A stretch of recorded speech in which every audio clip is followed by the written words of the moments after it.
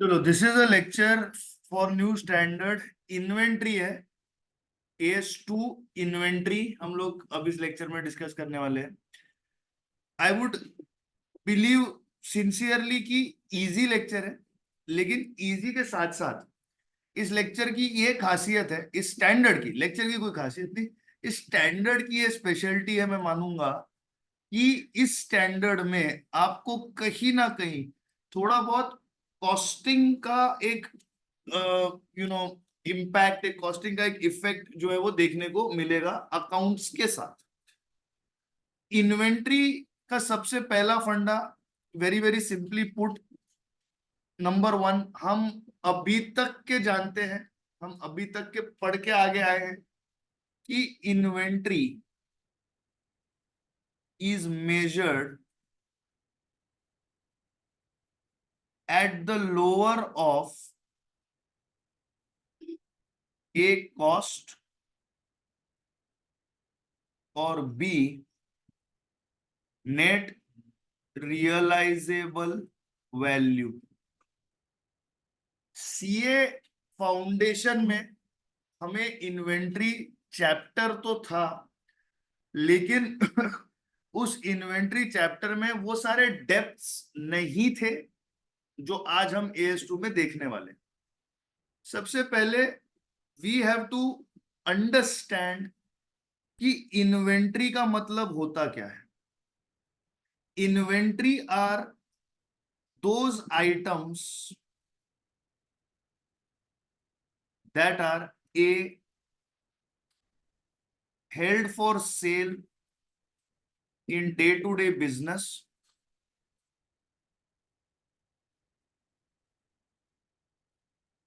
used for further manufacturing,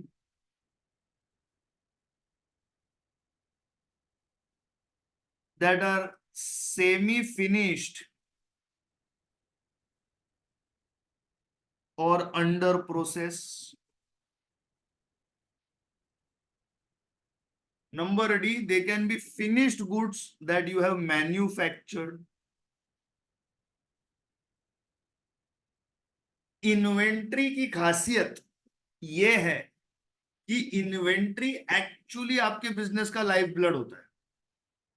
अगर देखा जाए तो बिजनेस, कोई भी बिजनेस हो, वो उसकी इन्वेंट्री बेचकर ही चलता है।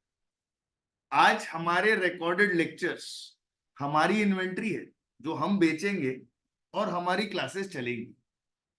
एक शॉपकीपर के लिए उसकी इन्वेंट्री उसके दुकान में रखा हुआ सामान है। एक मैन्युफैक्चरर के लिए उसकी इन्वेंट्री ना सिर्फ वो गुड्स है जो वो बनाते हैं, पर वो सारी चीजें हैं जो उन गुड्स को बनाने में लग सकते हैं।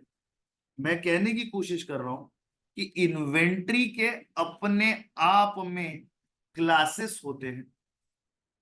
पहला क्लास है रॉ मटेरियल्स,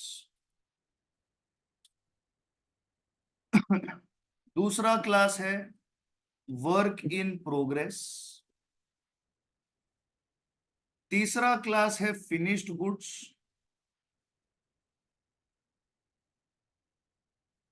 चौथा क्लास है ट्रेडेड गुड्स, वो सारे गुड्स जो आप बस खरीद के आगे बेचते हो, वो सारी चीजें इसमें आती। ये सिर्फ आपको एक ओवरव्यू देने के लिए मैं कह रहा हूं। This is not for the purposes of the topic classifications, उसको हम डील करेंगे सेपरेटली। इन सारी चीजों को देखने की वजह यह है कि हमें किस पे फोकस करना है। हमें इस एस्पेक्ट पे फोकस करना है, cost. What is the cost of inventory. जब हमने पीपीई चैप्टर किया था तब हमने काफी अर्जा इन्वेस्ट किया था सेल्फ कंस्ट्रक्टेड पीपीई को बनाने में क्या क्या खर्चे आते हैं उसे समझने में। अब हमें समझना है कि व्हाट इज इंक्लूडेड और what comprises of cost of inventory items. What is include, सबसे पहले we will include cost of purchase.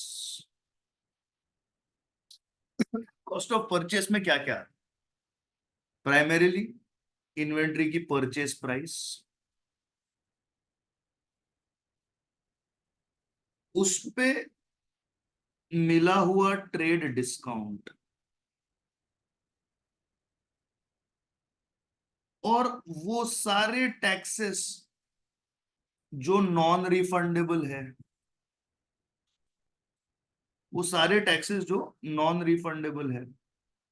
इसमें आपको एक इंपॉर्टेंट चीज याद रखनी है कि you have to be aware of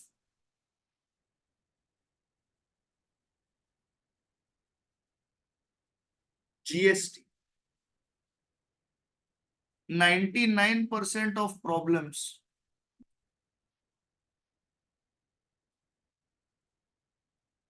consider GST as refundable due to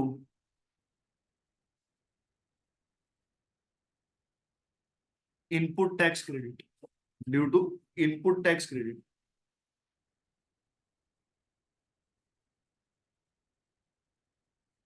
We'll discuss this further. आपको क्या समझना है? परचेस प्राइस अगर कोई ट्रेड डिस्काउंट मिला होगा तो उसे रिड्यूस करना, नॉन रिफंडेबल टैक्सेस को ऐड करना। अब आता है आपका फ्लेवर ऑफ कॉस्टिंग, जिसे हम कहेंगे कॉस्ट ऑफ कन्वर्जन। फिलहाल के लिए नोट करके लेंगे, इस पर अभी एक डिटेल्ड डिस्कशन होगा। Direct materials, direct labour, variable overheads, और सबसे important fixed overheads minus value of any by product. This in all likelihood will be the question that you will face in your exams. अगर inventory का अच्छा question, अच्छा मतलब challenging question अगर पूछना हो तो कॉस्ट ऑफ कन्वर्जन का सम जरूर पूछा जा सकता है। Point number C, bringing cost. Bringing cost का मतलब cost incurred to bring the inventory to its current location. इसके एग्जाम्पल्स हैं जो आप सभी को अच्छे से आपने देखा होगा, सुना होगा। Carriage inwards, freight inwards, carrying cost and maintenance cost.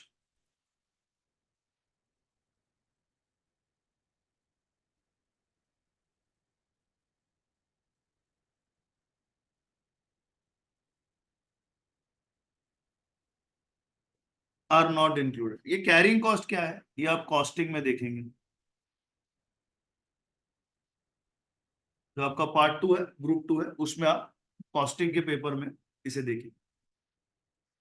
अब कॉस्ट ऑफ परचेस तो आप समझ गए होंगे, क्योंकि हमने इसका डिस्कशन पीपीई के दौरान काफी डेप्थ में किया।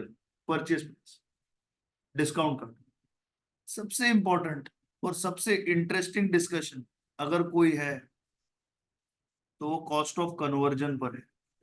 अब कॉस्ट ऑफ कन्वर्जन का मतलब क्या? सबसे पहले आप एक चीज को समझने की कोशिश कीजिएगा कि कॉस्ट जो होती है उसके बिहेवियर होते हैं। इस कॉन्सेप्ट को मैं बहुत शॉर्ट में समझा रहा हूं, क्योंकि इसकी जरूरत कॉस्टिंग में सबसे ज्यादा पड़ेगी और ये अकाउंट्स का लेक्चर है। कॉस्टिंग के दौरान इस पर कम से कम 3 से लेकर 3.5 घंटे का डिस्कशन इसेंशियल है। आज के लेक्चर में 15 minute is the max I should do justice to this topic. लेकिन एक बात समझने की कोशिश कीजिएगा, कॉस्ट बिहेवियर एक 3 से लेकर 3.5 घंटे का डिस्कशन अपने आप में बनता है, जहां पर हम समझने की कोशिश करेंगे कि वेरिएबल कॉस्ट क्या होते हैं, फिक्स कॉस्ट क्या होते हैं और सेमी वेरिएबल कॉस्ट क्या होते हैं विथ न्यूमेरिकल्स। यहाँ पे समझिए कि कॉस्ट का एक बिहेवियर होता है। कॉस्ट का बिहेवियर होता है इसका मतलब क्या? कॉस्ट का बिहेवियर होता है इसका मतलब ये कि certain items of cost behave और react to level of activity. For example, अगर मैं कहूं popcorn seeds for a popcorn vendor,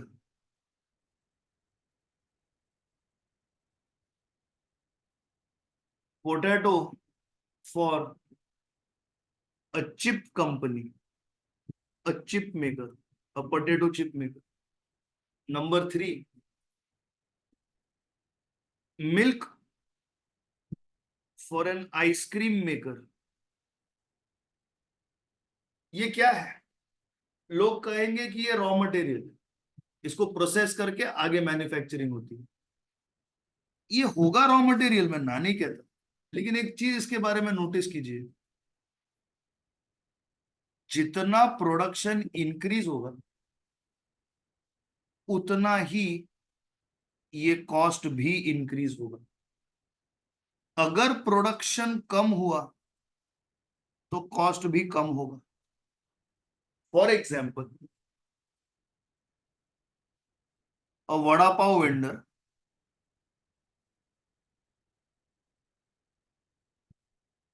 makes vada pav or makes vada from what? Potato. Basic it is potato.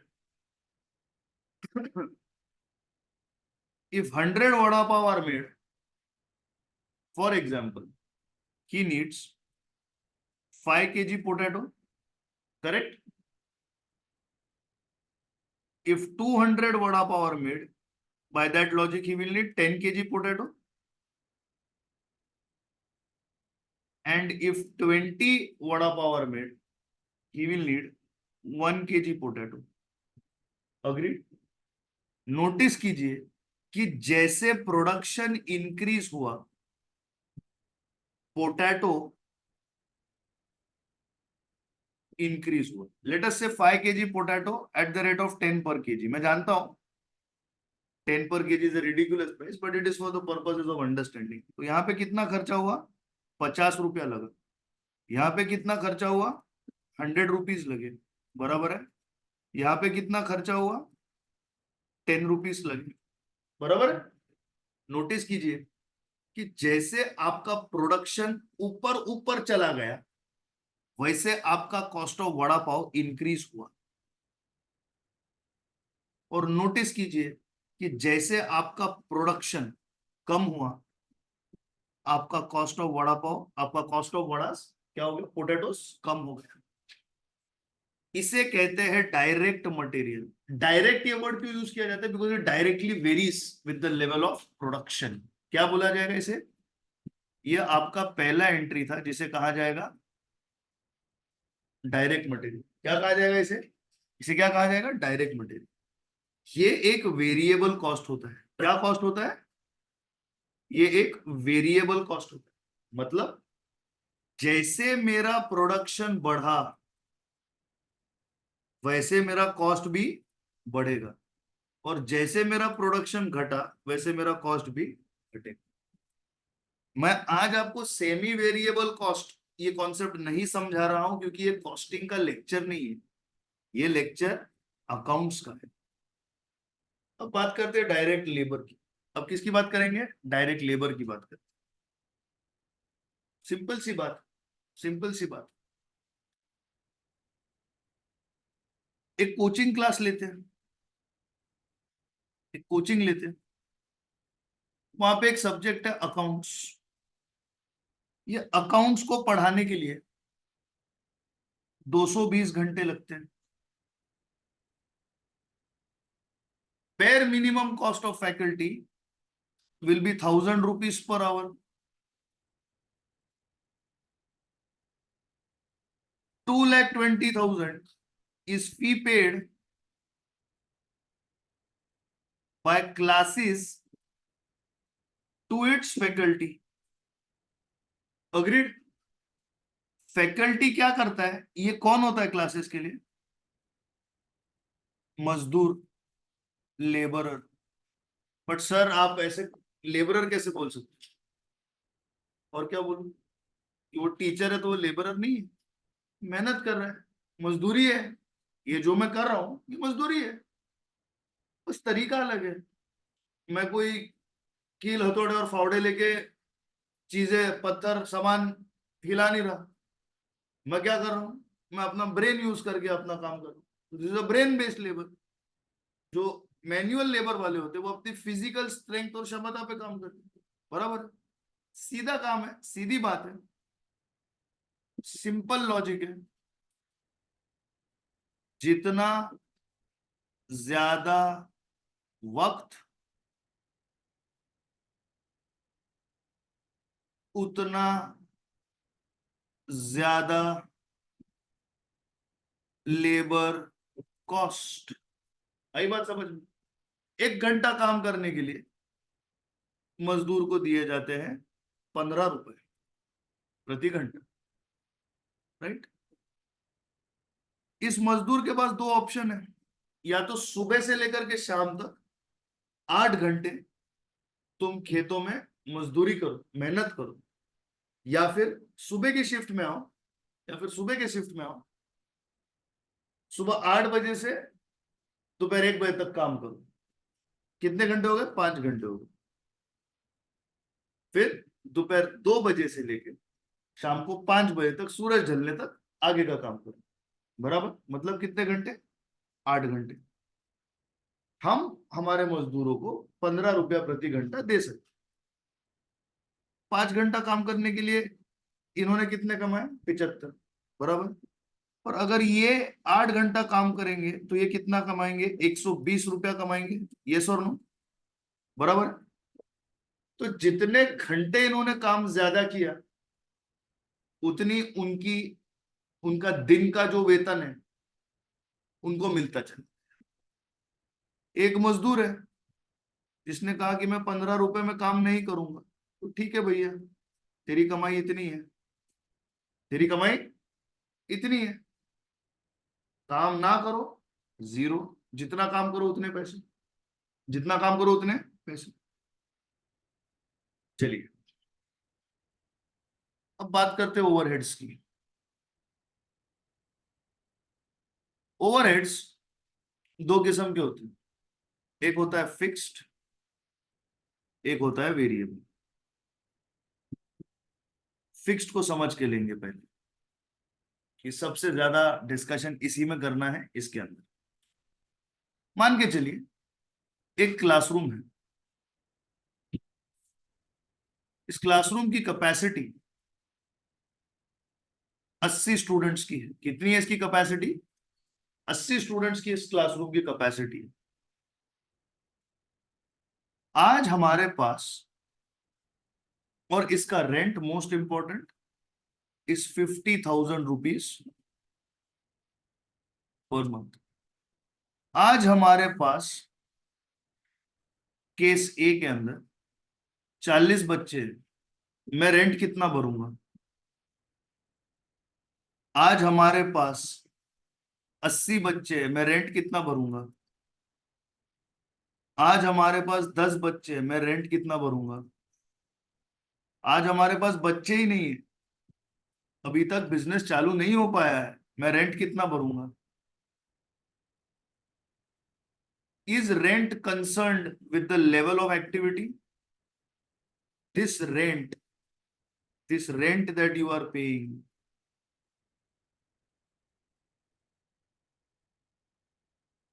it is not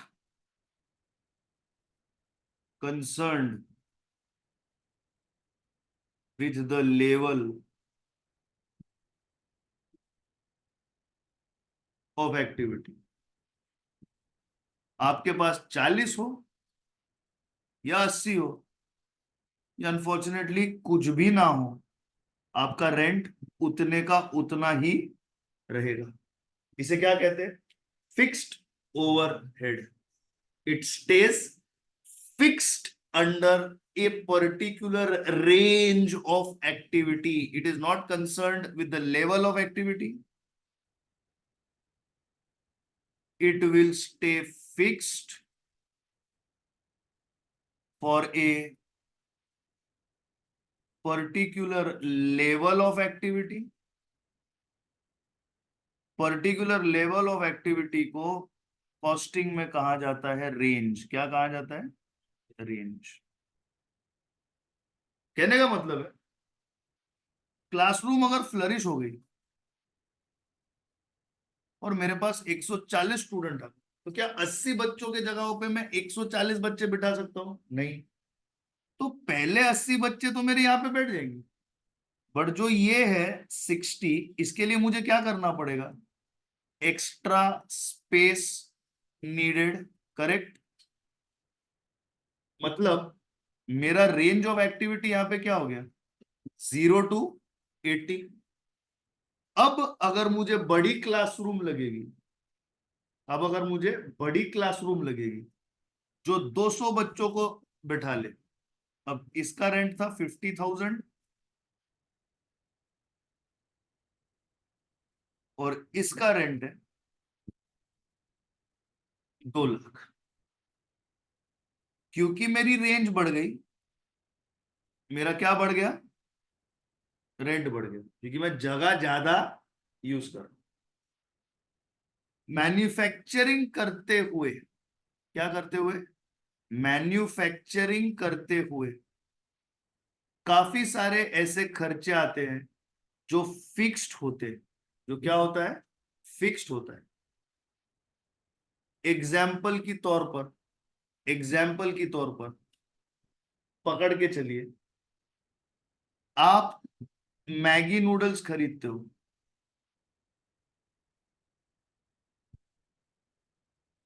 ये एक factory में produce होते हैं। कहां पे प्रोड्यूस होते हैं? एक फैक्ट्री में प्रोड्यूस होते हैं। उस फैक्ट्री का एक सुपरवाइजर होगा, उस सुपरवाइजर की एक सैलरी होगी per month.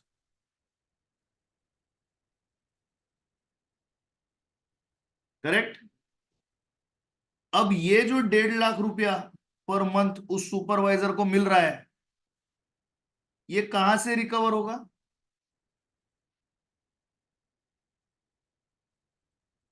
It will be recovered by business by making sale of Maggi noodle. Yes और नो? तो मैगी नूडल के कॉस्ट में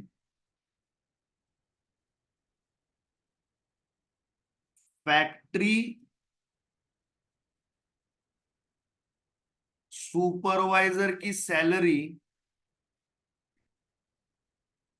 इंक्लूड करनी ही पड़ेगी।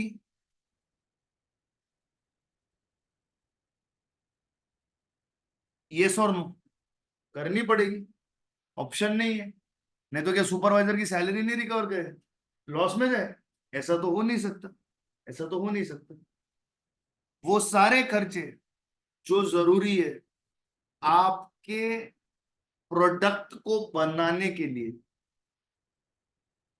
कन्वर्जन के लिए, वो सारे खर्चे इंक्लूड किए जाएंगे। Specifically, specifically there are exclusions from cost. What are they? There are exclusions from cost.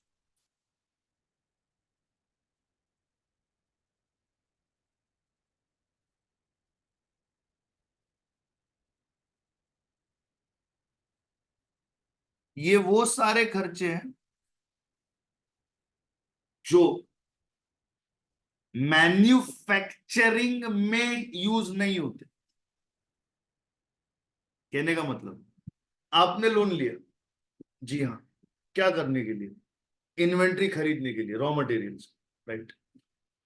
क्या आपको उस लोन के ऊपर का इंटरेस्ट, क्या आपको उस लोन के ऊपर का इंटरेस्ट मैन्युफैक्चरिंग कॉस्ट में इंक्लूड करना चाहिए? लोग बोलेंगे हाँ करना चाहिए। लोग जब तक मैं लोन नहीं लेता तब तक मैं इंटरेस्ट, मतलब लोन लिया ताकि मैन्युफैक्चरिंग करूं, तो लोन लिया तभी तो माल आया ना, तो उसके ऊपर का ब्याज तो लेना चाहिए, बराबर है। मुझे ये बताइए, उस ब्याज ने आपके लिए क्या मैन्युफैक्चरिंग की? कुछ नहीं। उस मटेरियल ने की, जी हाँ। उस लेबर ने की, जी हाँ। बट क्या उस ब्याज ने की? जी नहीं, उस ब्याज ने नहीं की। तो ब्याज कॉस्ट में इंक्लूड नहीं होगा। लेकिन एक बात को याद रखिएगा, हमने AS16 पढ़ा है। AS16 में क्या पढ़ा है कि borrowing cost on qualifying asset will be a part of the cost of the asset. तो सबसे पहले समझने की कोशिश कीजिए, इंटरेस्ट कॉस्ट या बोरोइंग कॉस्ट। सबसे पहले पूछिए कि is inventory a qualifying asset? Does it take a substantial period of time to be ready? Inventory is a qualifying asset? ऐसे पूछिए सबसे पहले। एक सेकंड, इसको जरा रिपेयर करते हैं, ये थोड़ा सा गलत बन गया है।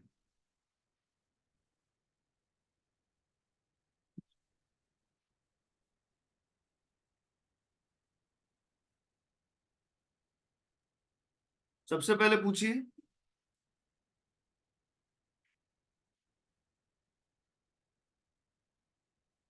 Is inventory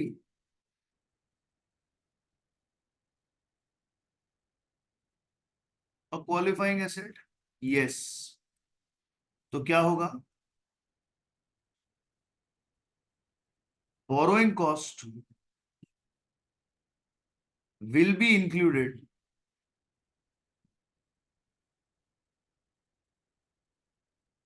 in cost of inventory। पर अगर ये क्वालिफाइंग एसेट नहीं रहा तो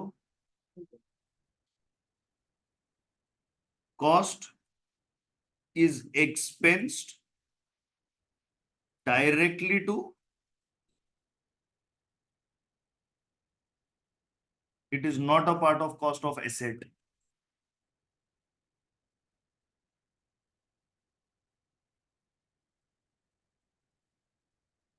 it is not a part of cost of asset, पहली बात। तो इंटरेस्ट क्या हम इंक्लूड करेंगे? अगर वो क्वालिफाइंग हुआ एसेट तो हाँ, नहीं तो ना, नहीं तो ना। दूसरा पॉइंट, स्टोरेज कॉस्ट अपने आप में एक सेपरेट कॉस्ट माना जाता है। It is not going to be included in the cost of the inventory, it is not going to be included in the production cost. Third, sales, marketing, advertising and distribution cost. And what cost? Distribution cost. Number 4, abnormal losses, direct debit to P&L, to be discussed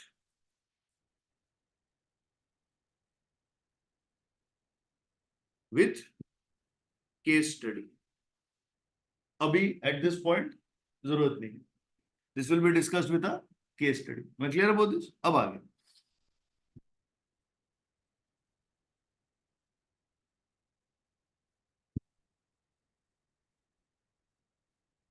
factory supervisor की salary हमें क्या करना पड़ेगी? Include करनी पड़ेगी। तो चलिए अब आगे सिनारियो डिस्कस करते हैं। आगे सिनारियो डिस्कस करते हैं। आपके फैक्ट्री के फिक्स्ड ओवरहेड्स है, मान के चलिए 1 लाख रुपए। कितने हैं? 1 लाख रुपए। कोई भी फिक्स्ड ओवरहेड जो होते हैं वो सबसे पहले बजट किए जाते हैं। क्या किए जाते हैं? बजट किए जाते हैं। समझने की कोशिश कीजिएगा प्लीज। खर्चा पीरियड में इनकर होता है, लेकिन पीरियड के शुरुआत में आप एक बजट बनाते हो। पीरियड के शुरुआत में खर्चा हुआ है? नहीं। खर्चा कभी हुआ है? पीरियड के दौरान और एट द एंड। तो शुरुआत में जो खर्चा आप पकड़ के चले वो क्या था आपके लिए? बजट था। ओवरहेड्स का कैलकुलेशन हमेशा बजट के बेसिस पे होता है। सर ऐसा क्यों, एक्चुअल के बेसिस पे क्यों नहीं होता? उसकी वजह यह है कि बजट और एक्चुअल में हमेशा एक डिफरेंस आएगा। क्या आएगा? एक डिफरेंस आएगा। उस डिफरेंस को वेरिएंस कहते हैं। उस वेरिएंस की एनालिसिस होती है कहां पे? कॉस्टिंग में, अकाउंट्स में नहीं। लेकिन बजटेड के बेसिस पे ही आप आपका काम आगे करते हो।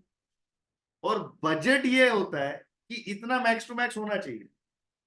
कम हुआ, वेरी गुड, प्रॉफिट होगा। पर अगर बजटेड से ज्यादा हुआ तो वो लॉस हो जाएगा। आपको समझना पड़ेगा कि क्यों ऐसा हो। अब ये फिक्स्ड ओवरहेड्स है। ये एक normal capacity of factory,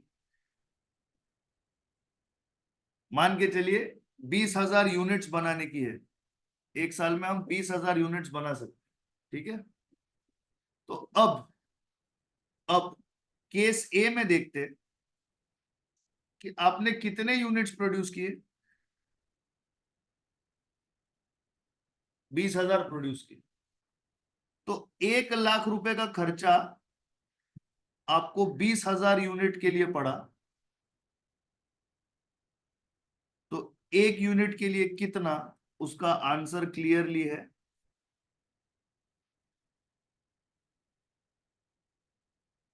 ₹5 per unit. कितना है? ₹5 पर यूनिट। अब केस बी देखिएगा। 18,000 प्रोड्यूस्ड। सबसे पहले कॉमन मिस्टेक देखिए क्या होगी।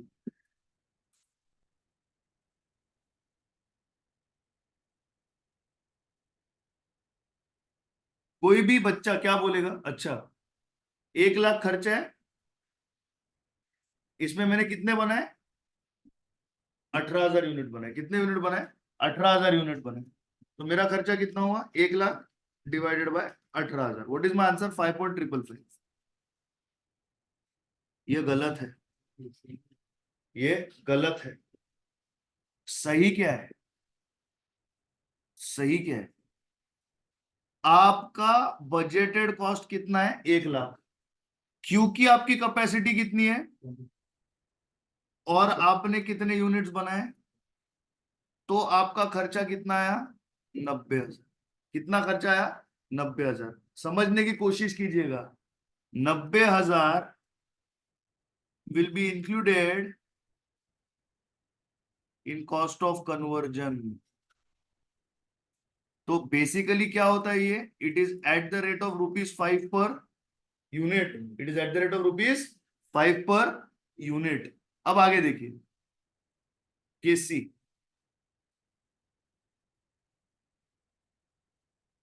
1 लाख का फिक्स्ड ओवरहेड है और आपने प्रोडक्शन करके दिखाया 40,000 का। आपने कोई एफिशिएंसी बढ़ाई, आपने कोई नॉवेल टेक्नोलॉजी लाई, जो भी किया कि वापस एक बार कॉमन मिस्टेक। आप बोलेंगे यूं हो गया, तो मेरा क्या हुआ? 2.5 पर यूनिट। गलत। अब देखिए यहां पे 1 लाख रुपया खर्चा करके आपकी एक्सपेक्टेशन कितने यूनिट बनाने की थी, पर आपने कितने यूनिट्स बनाए एक्चुअल? अच्छा हुआ कि बुरा हुआ? अच्छा हुआ। तो सबसे पहले 1 लाख डिवाइडेड बाय 20,000, ये जो आपका बजट बन के चला था ये तो वैसे का वैसा ही रहेगा। पर सर आप नोटिस कीजिए कि हमने 20,000 यूनिट एक्स्ट्रा प्रोड्यूस करके दिखाए हैं। बिल्कुल, विदाउट डाउट। हर यूनिट के पीछे खर्चा कितना पड़ता है? 5 रुपये। तो लाख रुपया कहीं ना कहीं हमने सेविंग करके दिखाई है, क्योंकि अगर 20,000 यूनिट पे हमारी कैपेसिटी के हिसाब से लाख रुपया खर्चा होना चाहिए था, तो 40,000 यूनिट पे कम से कम 2 लाख का खर्चा होने वाला है। ये लाख रुपया हमने क्या किया? सेव किया। ये हमारा ओवर रिकवरी ऑफ ओवरहेड्स हो गया। सर ये क्या है? कॉस्टिंग में सीखेंगे।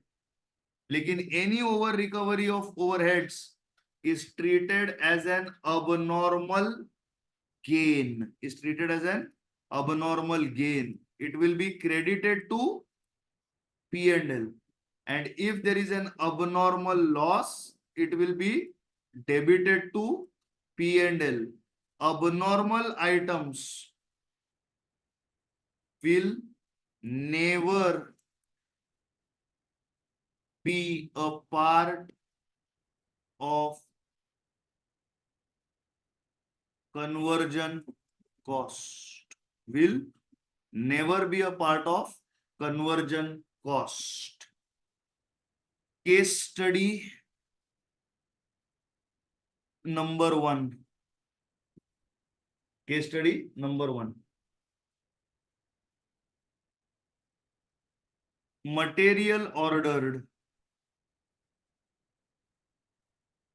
20,000 liters. Okay. Normal transit loss 5%, मतलब मटेरियल आप तक पहुंचने में 5% मटेरियल जाया होने वाला है, वेस्ट होने वाला है। Okay. Material received 18,600 liters.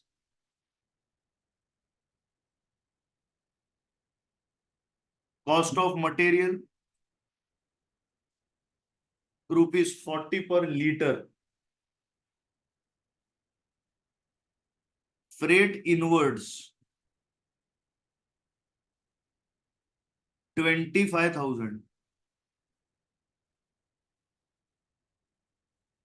Storage cost 15,000. Interest, it is not a qualifying asset, 8,000.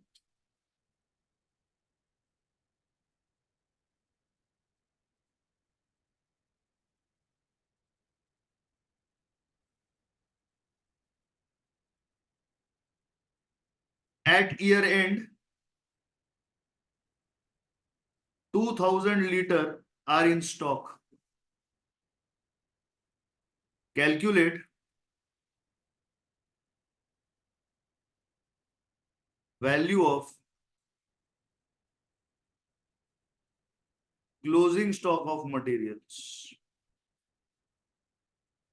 वापस एक बार पूरा केस देख लीजिए, वापस एक बार पूरा केस देख लीजिए।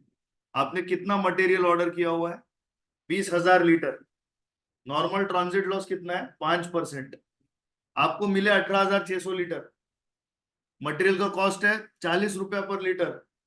Freight inward 25,000, storage cost 15,000, interest it is not a qualifying asset 8,000। साल के आखिर में आपके पास 2,000 लीटर का स्टॉक पड़ा हुआ है। what is the cost of that finished stock? So let us begin. Solution, ध्यान दीजिए। Material purchased,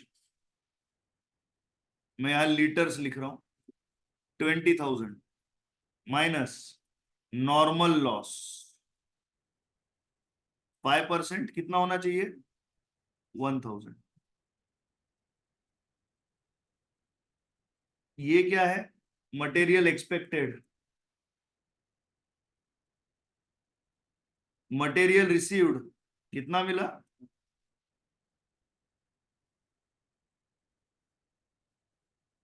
abnormal loss.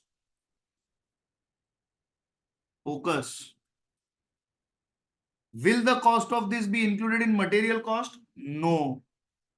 Not included in cost of materials. पूरी कैलकुलेशन कितने पे होगी? 19,000 पे होगी। पूरी कैलकुलेशन कितने पे होगी? 19,000 पे होगी। समझने की कोशिश कीजिएगा। पूरी कैलकुलेशन जो होगी 19,000 के बेसिस पे होगी। सर कैसे? जरा समझाइए। देखिए, चलिए सबसे पहले लिखते हैं मटेरियल कॉस्ट। सर 19,000 का मतलब क्या? देखिए, मटेरियल कॉस्ट 40 पर लीटर। कितने लीटर खरीदे आपने एक्चुअली? 20,000। तो आप ऐसा बोलने वाले हो क्या कि अरे भाई मेरे तो 19,000 यूज करने को मिलने वाले, तो 20,000 लीटर बेच, मैं 19,000 का पैसा देता हूं, ऐसा चलेगा? नहीं चलेगा। तो ये 8 लाख तो लग ही गया। क्लियर है? यस और नो? अब आगे नॉर्मल ट्रांजिट लॉ, ये cost of material. Freight inverts, it is included. Storage cost specifically excluded. Interest specifically excluded. तो इसमें क्या ऐड होगा? सिर्फ 25,000 ऐड होगा। Add bringing cost. Bringing cost में क्या है? फ्रेट इनवर्ट्स कितना है? 25,000। 25 था कि 20 था? 25। कितना हुआ? 8,25,000। अब यहां पे सबसे पहले आप देखोगे कॉमन मिस्टेक, और ये नोटबुक में आपको लिखना पड़ेगा अलग इंक में। मैं क्यों आपको रंगे बिरंगे इंक से कह रहा हूँ? होली खेलने का शौक है मुझे। It is for highlight, please understand. 8,25 को आप क्या बोलोगे? अरे भाई मेरे पास तो 18,600 का माल आया ना। तो मैं 8,25,000 को 18,600 से डिवाइड करूंगा और कहूंगा कि मेरा कॉस्ट पर लीटर है 44.3548। 44.3548, ये मैं बोलूंगा। क्या ये सही होगा? ये कॉमन मिस्टेक है। तो सर करना क्या होगा? नोटिस कीजिए, यहां पर आप इसे डिवाइड करेंगे 19,000 से। तो आपका कॉस्ट क्या पड़ेगा? 8,25,000 divided by 19,000। What is your answer? It will B 43.4210। ध्यान दीजिएगा, यहां पर नोटिस कीजिए कि it is a lower than common mistake. It is lower than common mistake. Sir अगर मैं 18,600 से डिवाइड करता हूं, इसका मीनिंग मैं मान के चलता हूं कि मेरा कंजम्पशन कितना है? 18,600 है। बट सर दरअसल मेरा कंजम्पशन तो 18,600 है। गलत। तेरा कंजम्पशन 19,000 है। पर इस 19,000 में तेरा अबनॉर्मल लॉस नहीं इंक्लूड किया। क्या है? नहीं इंक्लूड किया। तो सर आगे क्या होगा? तुमने 400 unit at the rate of 43.4210, which is equal to 43.4210 multiply by 4,000। आपका आंसर है 173,684। 1,73,684। ये जो आपने जाया किया ना, ये कॉस्ट ऑफ इन्वेंट्री में नहीं आएगा। ये कहां जाएगा सीधा? ये जाएगा profit and loss account debit to abnormal losses on inventory in transit। 43.4210 multiply by 400। सही है आपका बात। 173। ओके, सॉरी सॉरी सॉरी, ये मेरे से डेसिमल का मिस्टेक हुआ है। I am so sorry. 173,608.4। Sir ये अबनॉर्मल लॉस इन इन्वेंट्री, तो ऐसा कोई जर्नल एंट्री हमने देखा नहीं है। आपने देखा है, सिर्फ आप इसकी जगह पे क्या लिखते हो पता है? आप ऐसे लिखते हो, profit and loss account debit to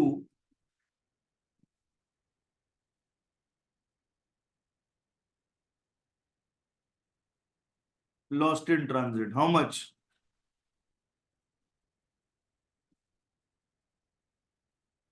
17,360। इसकी वजह से क्या हुआ? इन्वेंट्री का कॉस्ट बढ़ा नहीं, नोटिस कीजिएगा। ये क्या है?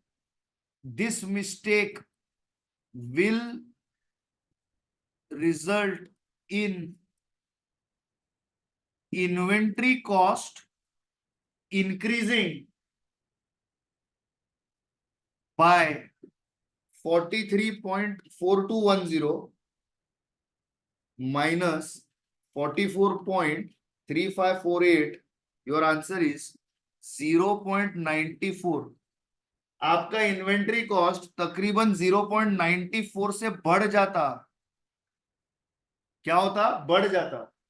आपका एसेट 0.94 पर लीटर से ओवर वैल्यू हो जाता। ये हो नहीं सकता। अगर आपने उसको ओवर वैल्यू किया तो आप कभी भी ये पकड़ नहीं पाओगे कि आपके केयरलेसनेस की वजह से आपने ये 17,000 रुपए का नुकसान झेला है। अगर ये सेपरेटली नहीं दिखाया गया, if this is not shown separately, if this is not shown separately, what will happen? Inventory cost will increase, automatically closing stock will increase, automatically balance sheet will be overstated, and you will not punish, correct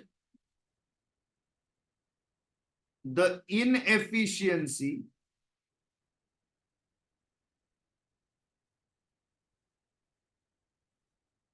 if you include in cost of inventory. Cost of inventory में आप यही assume करके चलोगे कि हमारे inventory का cost per litre कितना है? 44 है। आप यही अज्यूम करके चलोगे, जो गलत है, जो सरासर गलत है। आ रही है बात समझ में? यस और नो? आपको ये अज्यूम नहीं करना है, नहीं तो आप मान के चलोगे हाँ चलो 5% तो वैसे ही जा रहा है और 4-5% जाने दो ना, क्या फर्क पड़ता है? अरे फर्क पड़ता है, नुकसान होता है कंपनी का। Inventory will always be valued at its true cost. How much should you have truly received? 19,000। How much did you receive? 18,600। इधर 400 अबनॉर्मल लॉस था कि नहीं था? इसको कॉस्ट में इंक्लूड नहीं करना चाहिए। क्यों? आप इनएफिशिएंसी को पकड़ोगे ही नहीं। वो इनएफिशिएंसी को पकड़ना कॉस्टिंग का काम है। कॉस्टिंग जो एक पूरा डिसिप्लिन है, एक पूरा अकाउंटिंग का तरीका है, एक डिसिप्लिन है, वो पूरा कॉस्टिंग सिकुड़ के AS2 में बैठ जाता है from the perspective of accounts. From the perspective of accounts. क्यों? आप पूरी मैन्युफैक्चरिंग करते हो, कॉस्ट तो पता चलेगा कि नहीं? एसेट्स अग्रीड कॉस्टिंग का हिस्सा है। अरे पर कॉस्ट अकाउंटिंग मतलब क्या? टोटल कॉस्ट ढूंढना। वो कहां पे आके बैठ जाएगा? खाली AS2 में। इसीलिए AS2 में फ्लेवर मिलेगा कॉस्टिंग का, AS16 AS10 ये सब में नहीं मिलेगा, कि वो अपने आप में एक डिफरेंट डिसिप्लिन है। आई बात समझ में? तो इतनी पूरी कॉस्ट अकाउंटिंग एक अपने आप में एक फील्ड, अपने आप में एक डिग्री कहां जाके बैठती है? AS2 में। तो सोचो कॉस्टिंग की अपनी क्या क्या गहराइयां रहती होंगी। अगर मैं ये बोल रहा हूं कि आई विल नॉट पनिश और करेक्ट दिस मिस्टेक, तो कॉस्टिंग ने अपने आप क्या क्या अपने सिस्टम्स होंगे, इनएफिशिएंसीज एफिशिएंसीज, ये सारी चीजें पकड़ने का। आ रही बात समझ में? तो यहाँ पे what did we learn in this concept, in this case study? We learned that abnormal loss, अभी तक खत्म नहीं हुई बात, abnormal loss will not be included in cost of inventory. ये हम कहां पे सीख रहे हैं? केस स्टडी 1 में सीख रहे हैं। अभी तक बात खत्म नहीं हुई। अभी तक मैंने सिर्फ इस बात का जस्टिफिकेशन आपके सामने लाके रख दिया कि इन्वेंट्री का कॉस्ट कितना होना चाहिए, इतना होना चाहिए पर लीटर, पर लीटर। आज मेरे पास क्लोजिंग स्टॉक में, आज मेरे पास क्लोजिंग स्टॉक में रॉ मटेरियल में क्या है, 2000 लीटर है, at the rate of how much, 43.4210 की at the rate of 44.3548, what will be your answer? 44.3548, what will be your answer? Your answer will be 43.4210, 43.4210 multiply by 2000, आपका answer है 86842. What is this? This is cost of inventory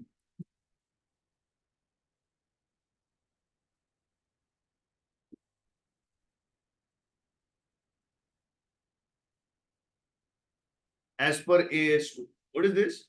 This is cost of inventory as per AS2. एक अहम concept जो आपके exams में आएगा, आ सकता है, उसे हमने एक बहुत गहराई में जाके डिस्कस किया है. मैं यकीनन कहता हूं आप YouTube पे कौन सा भी लेक्चर खोलो, फ्री वाला, पेड वाला, उसमें कोई भी इस कॉन्सेप्ट को एड्रेस नहीं करेगा, क्योंकि अकाउंट्स वाले कॉस्टिंग नहीं पढ़ाते, क्योंकि अकाउंट्स वाले कॉस्टिंग नहीं पढ़ाते, वो रटवाते हैं. यहाँ पे नॉर्मल लेना बस. उसकी रीजन है, उसकी रीजन है. क्या है उसकी रीजन? वो ये है, मैं कॉस्टिंग भी पढ़ाता हूँ इसलिए. अरे ये बात समझ में, you understanding what I am trying to say? लिखो, रटो, जिंदगी भर गलती करोगे, you will make that mistake. Logic से समझो, लॉजिक से समझो, you will not make that mistake. आई बात समझ में? You can not mark this up, right? अब अभी तक क्या कॉन्सेप्ट पे टच अप कर लिया? ये. अब रॉ मटेरियल्स का एक और कॉन्सेप्ट, अब रॉ मटेरियल्स का एक और कॉन्सेप्ट. इस कॉन्सेप्ट को समझने की कोशिश कीजिए. ये कॉन्सेप्ट है, what happens to raw materials which are in stock to be used for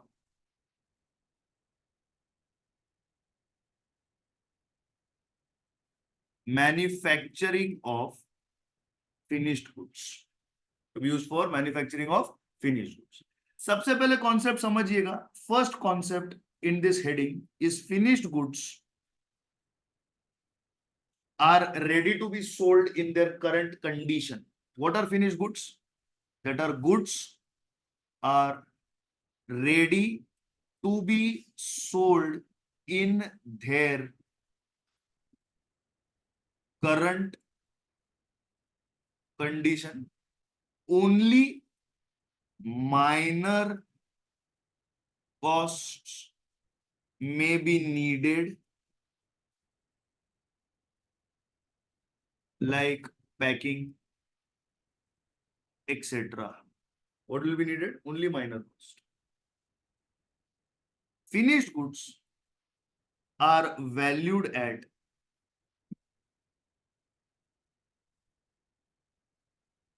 lower of cost. What is this cost? This cost is total of number one, purchase price, conversion cost, bringing cost. What is this? Total cost. What is this?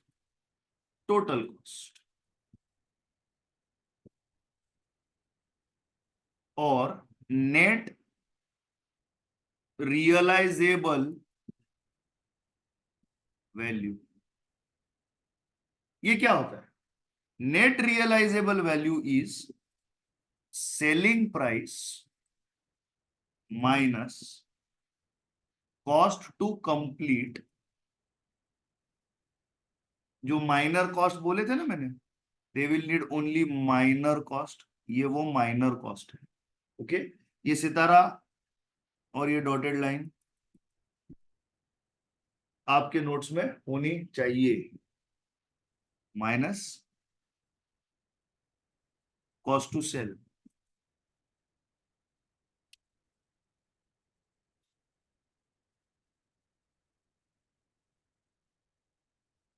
Net realisable value whichever is lower, cost और NRV whichever is lower. अब situation कुछ ऐसी आ गई, अब situation कुछ ऐसी आ गई कि फिनिश्ड गुड जो था उसका कॉस्ट था 100 और उसका एनआरवी बन गया 80 due to unfavourable economic conditions. और आगे की कहानी, इस फिनिश्ड गुड्स में लगने वाले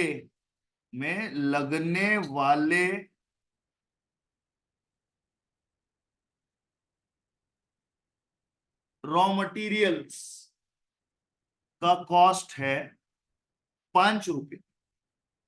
AS2 स्पेसिफिकली बोलता है, AS2 क्या बोलता है, स्पेसिफिकली बोलता है कि if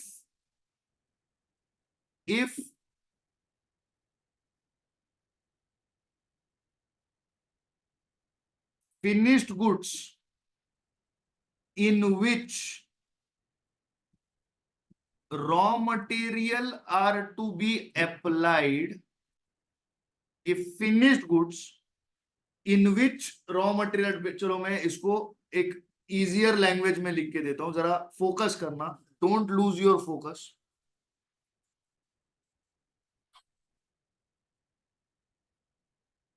just a second, just a second.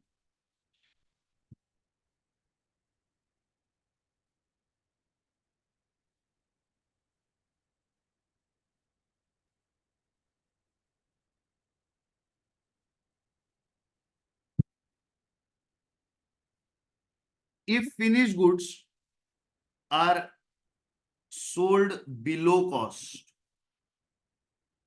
देखिए यहां पे NRV is what you are going to sell it at. So basically ये क्या हो रहा है, finish good is, therefore I can say, therefore finish good is sold below cost. If finish goods are sold below cost, comma, raw material applied in those finished goods, in those finished goods are valued at lower of A cost or B replacement cost, lower of what, cost और replacement cost. तो इसमें लगने वाले raw materials की cost है 5 और इन raw materials की replacement cost है 4.5। तो आप इन मटेरियल्स को कितने पे वैल्यू करोगे, 4.5 में वैल्यू करोगे। आई बात समझ में। अब इसका बनाएंगे चार्ट। देखिए चार्ट क्या बनेगा। सबसे पहले फिनिश्ड गुड्स,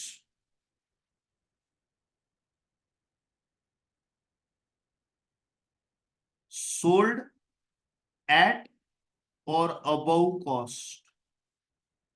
इसका मतलब क्या हुआ ये समझो। अगर मैं इसको कॉस्ट पे बेच सकता हूं या कॉस्ट से ज्यादा बेच सकता हूं, इसका मीनिंग है we have capability to recover cost of finished goods. अगर 8 रुपए की कीमत का माल मैं 8 रुपए में बेचता हूं या 8 रुपए की कीमत का माल मैं 10 रुपए में बेचता हूं, मतलब मेरे में आज वो कैपेसिटी है कि मैं 8 रुपया रिकवर कर सकता हूं। इसीलिए मैं इसके अंदर लगने वाले मटेरियल्स को उसके कॉस्ट पे मेजर कर सकता हूं। समझो, ये कॉन्सेप्ट है। If they are sold at or above cost, we have the capability to recover the cost of finished goods. Raw material used in such a finished goods valued at cost। क्यों? क्योंकि ये cost recover करने की capability तुम्हारे अंदर है। आई बात समझ में? आई बात समझ में? अब आगे देखिए, if they are sold below cost, मतलब क्या? You do not have the capability to recover the cost of your finished goods। उसके अंदर ये जो कॉस्ट है, इसका मतलब क्या? इसके अंदर जो माल वगैरह लगा, ये आप रिकवर नहीं कर सकते हो। सोचने की कोशिश कीजिए, बिजनेसमैन की तरह सोचिए। जो फिनिश गुड बन रहा है, मेरे में 5 रुपए रिकवर करने की कैपेसिटी, क्या मैं सस्ता मटेरियल लाके खुद का नुकसान कम करूं? हाँ। वक्त पलटेगा, इकोनॉमिक अनफेवरेबल फेवरेबल बन जाएगा, उस वक्त ये महंगा मटेरियल रिकवर कर पाऊंगा, तो तब ये यूज करूंगा। तब तक सस्ता माल चलाऊंगा। तो सस्ता वाला अगर मैं है मेरे पास, रिप्लेसमेंट कॉस्ट की मेरे पास एस्टिमेट है, तो मैं उस सस्ते रिप्लेसमेंट कॉस्ट को यूज करूंगा। इसका मतलब ये नहीं कि रिप्लेसमेंट कॉस्ट हमेशा कम होता है, रिप्लेसमेंट कॉस्ट भी हो सकता है। You have to show it at the lower. क्यों? Because your finished goods are now going to be valued at cost or NRV, whichever is lower, so they will be valued at NRV। your raw materials also have to come down in value। इसका concept क्या है? अगर finished goods की value कम हो रही है, obviously obviously raw material की value भी कम ही होनी चाहिए। अरे 1 रुपए का मसाला और 50 पैसे की मुर्गी होती है क्या? नहीं। अगर मुर्गी 50 पैसे की बन गई, तो मसाला तो 50 पैसे से कम ही होना चाहिए। मुर्गी से महंगा मसाला नहीं हो सकता। बेसिक कॉन्सेप्ट है लाइफ में। Are you understanding? Basic business common sense. ऐसे वक्त क्या होगा? योर यहां पे क्या लिखा? You do not have the capacity to recover the cost of your finished goods. तो ऐसे सिचुएशन में raw material is valued at lower of A, its cost, or B, its replacement value। मतलब ये material, दो logic है businessman के, या तो सस्ता माल लाऊंगा, या फिर सस्ता माल लाऊंगा, या फिर मैन्युफैक्चरिंग करूंगा ही नहीं। क्यों? मेरे में सेलिंग प्राइस तक जाने की क्षमता ही नहीं है, मैं कॉस्ट नहीं रिकवर कर पा रहा। तो मटेरियल का तो मेरा खर्चा हो गया, मैं लेबर पे और ओवरहेड्स पे खर्चा क्यों झेलूं? मैं इस मटेरियल को ही बेच देता हूं ना मार्केट में जाके, एटलीस्ट मेरा नुकसान तो कम होगा। लेबर इनकर नहीं होगा, ओवरहेड्स इनकर नहीं होंगे। फिक्स्ड ओवरहेड जो होंगे वो होंगे, लेकिन वेरिएबल ओवरहेड्स तो नहीं रिकवर होंगे, इनकर होंगे। एक काम करता हूं, मुझे पता है कि मेरी फिनिश गुड्स बिक नहीं पाएंगे कॉस्ट के ऊपर, तो मैं ऐसे करता हूं, उसमें लगने वाला मटेरियल ही मैं मार्केट में जाके बेच दूंगा। एटलीस्ट मटेरियल की रिकवरी होगी, लेबर लगेगा नहीं, और स्पेयर पार्ट्स फलाना ढिमका छोटे मोटे खर्चे होंगे नहीं।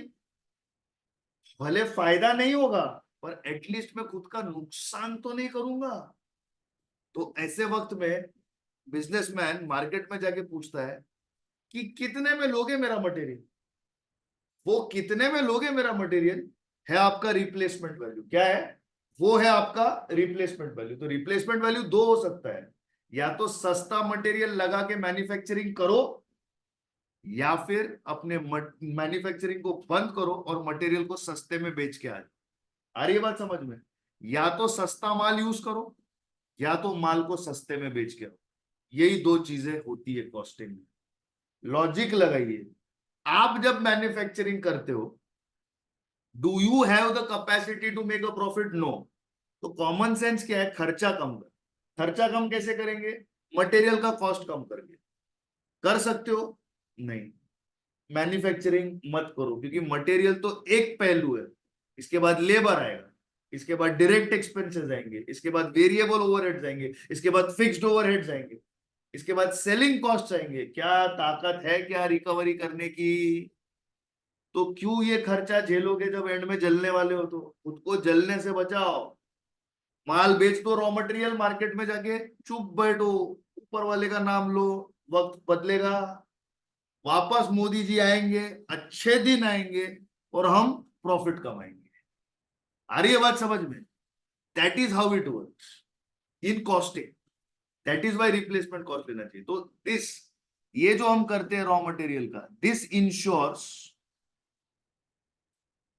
That raw material is also checked in value when finished good cannot be sold for their selling price. When finished goods cannot be sold for their selling price. आई बात समझ में? तो they are sold above, if finished goods are sold above cost, raw material at cost. But if finished goods are sold below the cost, then what you will do?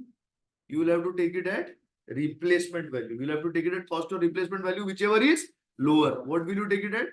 You will take it at cost or replacement value, whichever is lower. Are we clear about this? Yes or no? Next concept, presentation aspect. Next concept क्या है? Presentation aspect बोलेंगे।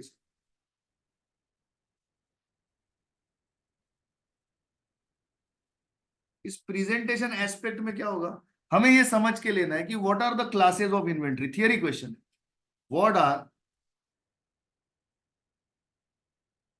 the various classes of inventory classification. The first,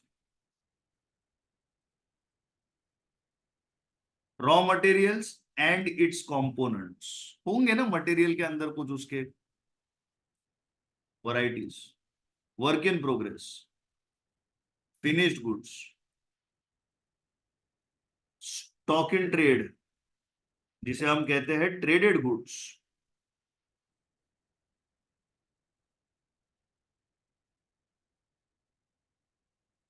loose tools.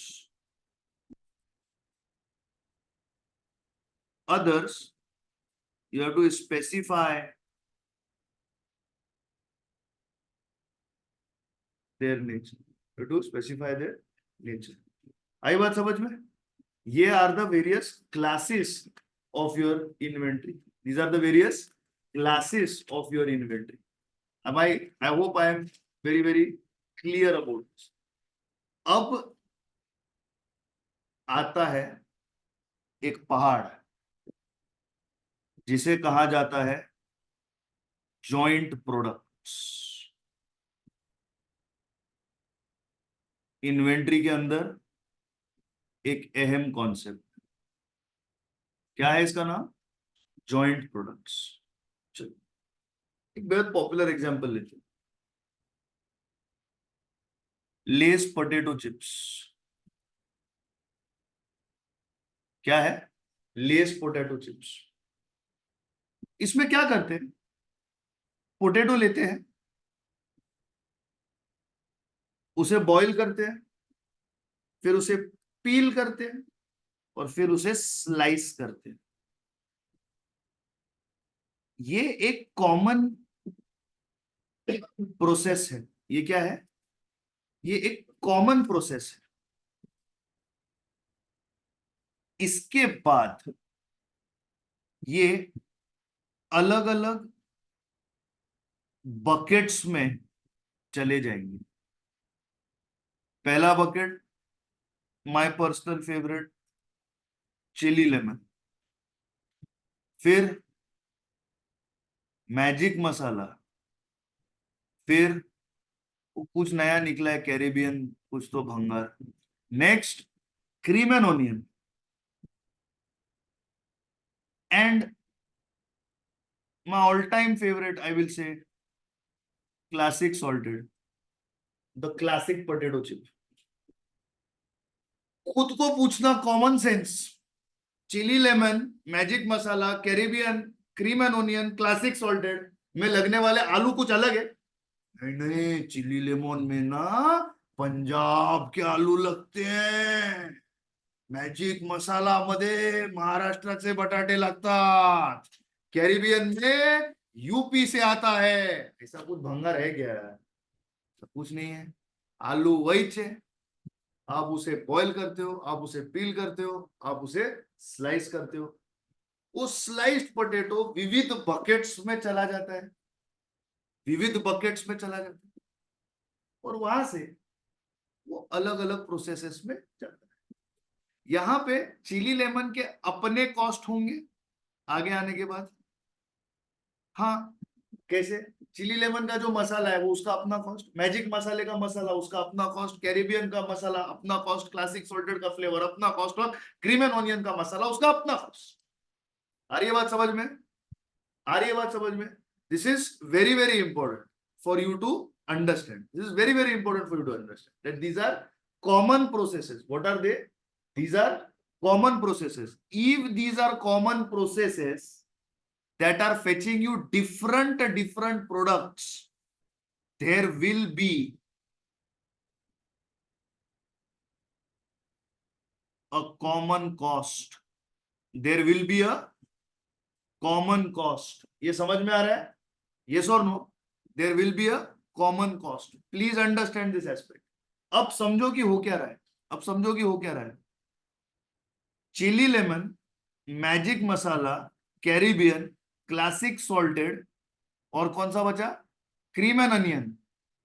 ये लोग क्या cost bear कर रहे हैं? ये लोग के पास आ रहा है सिर्फ और सिर्फ flavour cost, packet cost. Packet अलग बनती है ना, अलग छपती है, बराबर है, लेकिन फ्लेवर और पैकेट ये लोग मेरे मुंह पे लगाएंगे क्या?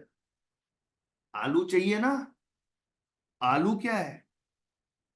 ये पोटैटो का कॉस्ट क्या है? ये तो सबसे बड़ा कॉमन कॉस्ट है।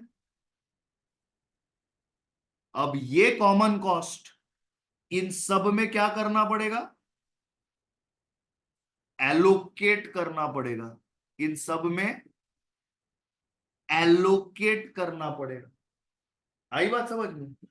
इस allocation, to be allocated. Sir allocate कैसे करेंगे? स्टैंडर्ड ने वो बिजनेसमैन पे छोड़ा है। स्टैंडर्ड सिर्फ कहता है allocate on A consistent and reasonable basis. Allocate what? On a reasonable and consistent basis.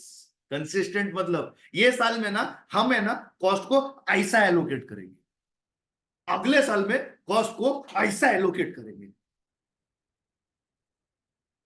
ये ऐसा, ये ऐसा नहीं चलेगा। ऐसा जा रहे हो ना, ऐसा ही करो। ऐसा कर रहे हो ना, तो ऐसा ही करो। You cannot change your methods of allocation year on year, period on period. There has to be a consistency. क्यों?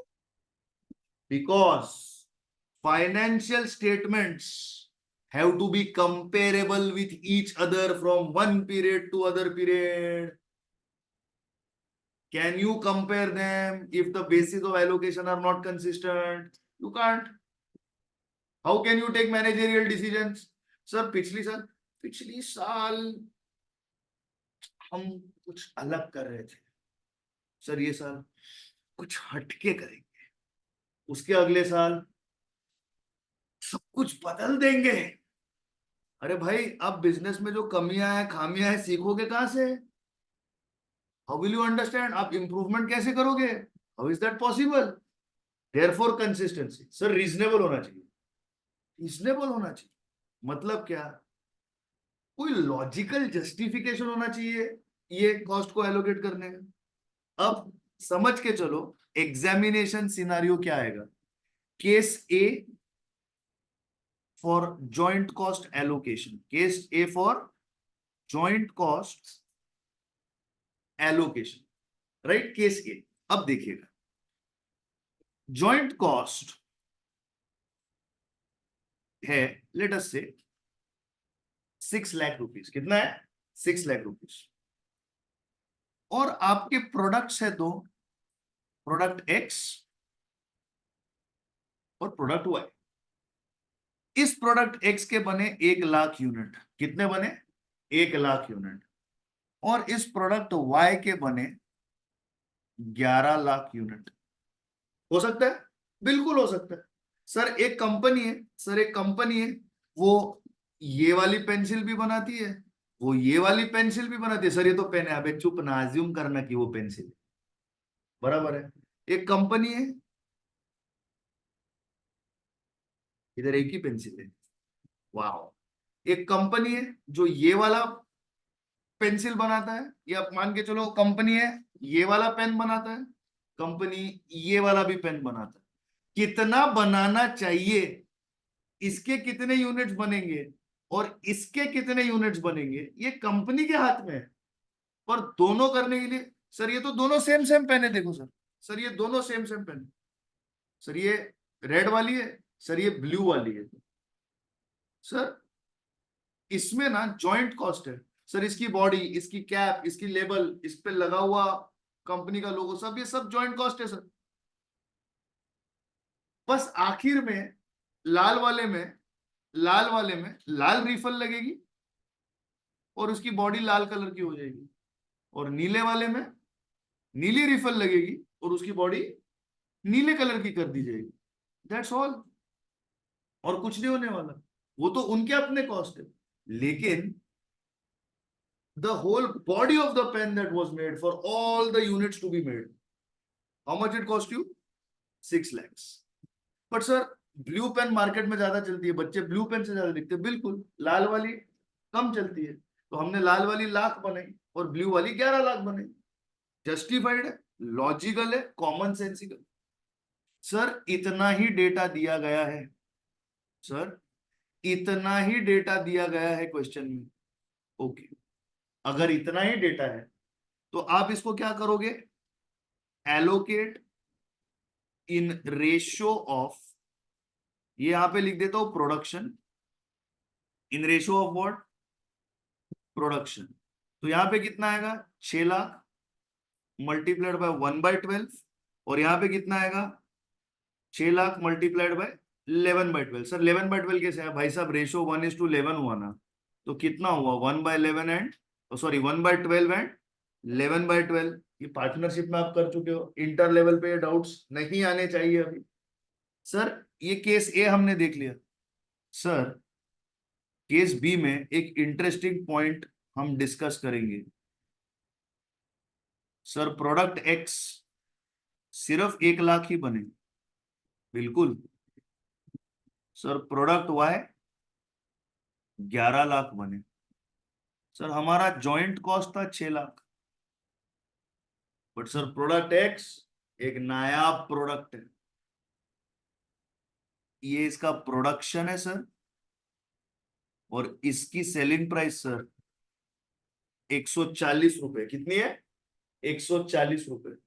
और प्रोडक्ट वाई की sir only 15 rupees, only 15 rupees.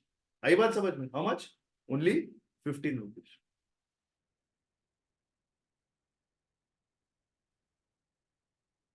मेरा सेल्स एक्सपेक्टेड कितना है? सेल्स, या फिर मैं कहूं कि मेरा कलेक्शन कितना है? 1 लाख इंटू 140 कितना होता है? 1,40,00,000। और 11 लाख इंटू 15 कितना होता है? 1 करोड़ 65 लाख। सर, जब क्वेश्चन में सेलिंग प्राइस का डेटा दिया होगा तब हम उसको पूरे सेल्स वैल्यू के बेसिस पर ही तोड़ेंगे। तो सर अब रेशो क्या बन जाएगा? सर 140:165। मतलब कैसे लिखेंगे? 140 प्लस 165 कितना होता है? 140 प्लस 165 कितना? 305। Very good. तो this is 140/305 and this is 165/305। तो सर तोड़ो जरा इसको, डिस्ट्रीब्यूट करो। बिल्कुल। 160 multiplied by 140/305 and 6 lakhs into 165/305। जो भी आंसर आएगा वो आप कैलकुलेट करके लिख दीजिए।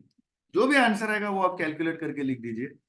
इस पे हमारा कॉन्सेप्ट जॉइंट कॉस्ट एलोकेशन, जो अपने आप में एक बेहद इंपॉर्टेंट कॉन्सेप्ट है, वेरी इंपॉर्टेंट, ये यहां पे खत्म होता है।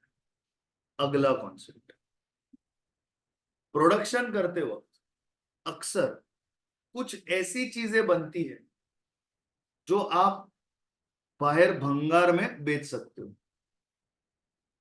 कुछ वेस्ट निकलते, देखा जाए तो पेट्रोल की मैन्युफैक्चरिंग, जब पेट्रोलियम क्रूड को हम पेट्रोल में कन्वर्ट करते हैं, ऐसे वक्त प्लास्टिक एक बाय प्रोडक्ट तैयार हो जाता है। प्लास्टिक एक बाय प्रोडक्ट तैयार हो जाता है। जब आप किसी चीजों की कटिंग वगैरह करते हो, एक फैब्रिक, सपोज एक क्लॉथ मैन्युफैक्चरर है, तो जो एक्स्ट्रा क्लॉथ पड़ा है, जो वेस्टेड क्लॉथ बना है, अगर उसको थोड़ा एक इधर उधर सिल दे तो उसके रुमाल बन सकते हैं, उसके नैपकिन बन सकते हैं, उसके कुछ ना कुछ किस्म का उसका यूज हो सकता है। तो basically manufacturing the main product करते वक्त automatically a byproduct can emerge. A byproduct can emerge. Sir एक रियल लाइफ एग्जांपल दो। जब आप शुगर केन को जब आप शुगर केन को शुगर क्रिस्टल्स में कन्वर्ट करते हो, जब आप शुगर केन को शुगर क्रिस्टल्स में कन्वर्ट करते हो, एक बाय प्रोडक्ट निकलता है, एक बाय प्रोडक्ट निकलता है जिसे हम कहते हैं मोलासिस। जिसे हम कहते हैं मोलासिस। ये मोलासिस मतलब ये होता है इथाइल अल्कोहल। क्या होता है ये होता है इथाइल अल्कोहल। ये इथाइल अल्कोहल शुगर मैन्युफैक्चरर्स क्या करते हैं इसका? They sell it as an industrial raw material to users. Ethyl alcohol sugar factory के लिए क्या है, लेकिन इथाइल अल्कोहल एक पेंट मैन्युफैक्चरर के लिए क्या है? रॉ मटेरियल है। आई बात समझ में? मेरे घर का कचरा किसी और के लिए कीमती साबित हो सकता है। आई बात समझ में? पर ये जो मैं बेचता हूं बाय प्रोडक्ट, अगर मुझे बेचना रहा इस बाय प्रोडक्ट को, क्या मुझे उसमें थोड़े बहुत खर्चे करने पड़ सकते हैं? बिल्कुल, बिल्कुल पड़ सकते हैं। तो जरा यहां पे देखने की कोशिश कीजिए। एक एग्जाम्पल लेते हैं। Direct material let us assume 10 lakh का है। कितने का है? 10 लाख। डायरेक्ट लेबर 12 लाख का करना पड़ा। फिक्स्ड ओवरहेड 15 लाख के इनकर हुए। ठीक है जी। ये सब करते हुए एक बाय प्रोडक्ट इमर्ज्ड. क्या emerged? A by product emerged which is worth 250. It is 250 units of by product निकला. इसका बाहर की मार्केट में सेलिंग प्राइस पर यूनिट ₹100 है. पर अगर मुझे इसे बेचना होगा, इफ टू सेल, मुझे ना इसको थोड़ा रिफाइन करना पड़ेगा. खर्चा आएगा 4,000 रुपया. खर्चा आएगा 4,000 रुपया. और मुझे इसे पैक करना पड़ेगा. खर्चा आएगा 6,000. मैं बोलता हूँ चलेगा, मैं करने को तैयार हूं. इसके बाद मेरे पास स्क्रैप मटेरियल निकला. मेरे पूरे प्रोडक्शन प्रोसेस में से स्क्रैप को मैंने क्या किया? सेल किया 14,000. आपसे पूछा जा रहा है what is the total cost of inventory manufacture. आपसे पूछा जा रहा है what is the total cost of inventory manufacture. ये आपसे पूछा जा रहा है. तो चलिए, सबसे पहले direct material is a part of conversion cost.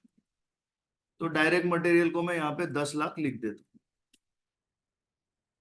Direct labour is a conversion cost. तो मैं यहां पे 12 लाख लिख देता हूं. Fixed overheads is a conversion cost. तो मैं यहां पे क्या लिख दूंगा? 15 लाख लिख दूंगा. मैं यहां पे लिखूंगा माइनस सेल ऑफ स्क्रैप. क्यों? क्योंकि ये सेल ऑफ स्क्रैप जो है 14,000 रुपया, ये मैंने मेरा भंगार बेचा. अब समझने की कोशिश कीजिएगा, ध्यान दीजिए, कैलकुलेशन छोड़िए, यहां देखिए. ये बाय प्रोडक्ट है. इस बाय प्रोडक्ट की सेलिंग प्राइस 100 इंटू 2,500 यूनिट्स कितनी हो गई? 25,000. इसके पैकिंग पे कितना लिखा था? 6,000. और रिफाइनिंग पे 4,000. पैकिंग पे कितना? 6,000. और रिफाइन करने में कितना? 4,000. Sorry, selling price 100 rupees per unit है और 250 यूनिट्स है. सॉरी, कितने? 250 यूनिट्स. सो सॉरी 2,500 नहीं, 250 यूनिट्स. तो ये कितना हो गया? कितना हो गया? 25,000 ही है ना? 25. मैंने 25,000 का ही कैलकुलेशन अपने माइंड में रख के किया था. तो ये क्या होता है इसका? इसमें से गेन कितना हुआ? 15,000 का गेन हुआ. ये गेन की वजह से मेरा कॉस्ट ऑफ मैन्युफैक्चर बढ़ा कि कम हुआ? कम हुआ ना? कम हुआ ना? कम हुआ ना? 1 minute, 1 minute, 1 minute, 1 minute, 1 minute. Minus cell और प्रोसीड्स ऑफ बाय प्रोडक्ट कितना निकलेगा? 15,000. 10 और 12 22 और 15 27. 27 लाख में से 29,000 माइनस, मतलब 26,71,000. कितना? 37. ओ सॉरी, 37 में से ये 36. कितना? 36,71,000. What is this? Total cost of manufacturing. Sir मुझे एक डाउट है. सर क्या हर बार गेन होगा? सर लॉस भी तो हो सकता है. सर लॉस भी हो सकता है. सपोज यहां पे लॉस होगा तो क्या होगा? मेरा कॉस्ट ऑफ मैन्युफैक्चर क्या होगा? बढ़ जाएगा. तो ये 15,000 आप क्या करेंगे? माइनस करेंगे. पर लॉस हुआ तो आप उसे क्या कर देंगे? कॉस्ट में प्लस कर देंगे. सर रियल लाइफ में क्या होता है? रियल लाइफ में कोई भी बिजनेसमैन बाय प्रोडक्ट पे लॉस नहीं इनकर करेगा. वो क्यों करेगा? पागल है? मेन प्रोडक्ट बेचने जा रहे हो, सोना बेचने जा रहे हो, अरे देखो वहां पे कितना अच्छा कचरा बना है, चलो कचरा बेचते. ऐसा कोई करता है? तो ये जो बाय प्रोडक्ट निकलेगा, लोग इस पे minimal effort and only profit के लिए करेंगे. अरे बेच के लॉस है, अरे कौन करेगा? जरूरत नहीं, फेंक दो उसको कचरे में. 2 पैसा कमाई है, हाँ है, कर लो. बिजनेसमैन. आज अगर आज अगर मेरे पास वक्त बचा, और अगर कोई स्टूडेंट मेरे पास आके बोलता है सर मुझे 11th स्टैंडर्ड की अकाउंट्स पढ़ा नहीं, अगर वक्त रहा तो मैं पढ़ा दूंगा, अच्छे से पढ़ाऊंगा। कोई आगे बोलता है सर ना आप ना सीए इंटर का बिजनेस ही बंद करो, सर आपका ग्रामर बहुत अच्छा है, आप हिंदी व्याकरण सिखाओ 5वीं के बच्चों को। लॉजिक है इसमें? नहीं, you cannot stop the main thing and go for the byproduct.